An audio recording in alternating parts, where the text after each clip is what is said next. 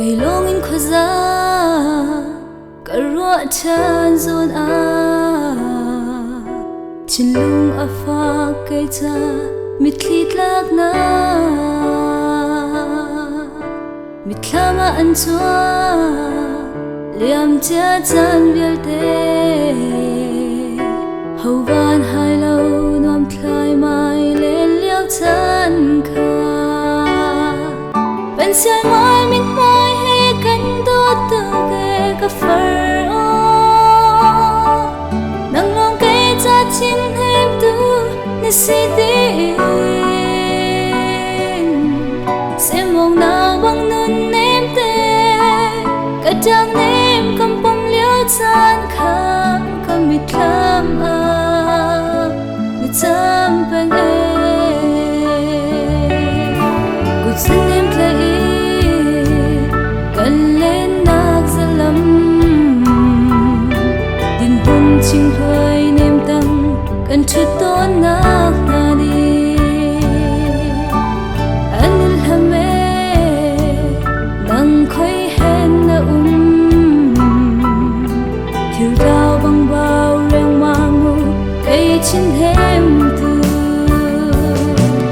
ben sar mar min mai he kan do tu ge ka far o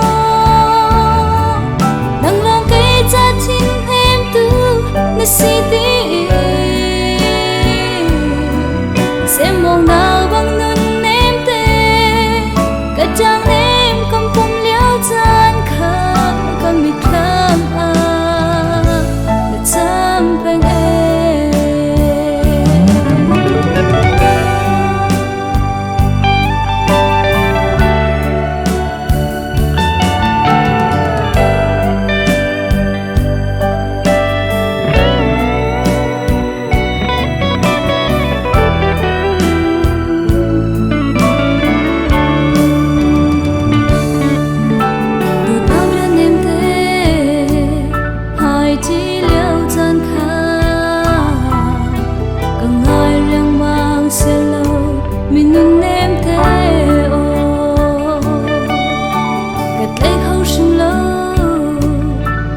nhang nắng lâu chun cả tuar khâu te hamo đột nhang nắng run hi ben sir mar min mai he kan do tu ke ka far o nang long ke cha chin hem tu na si ti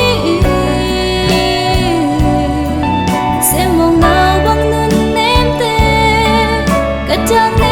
kam pom liao chan kha ka mit thlam a cham phang e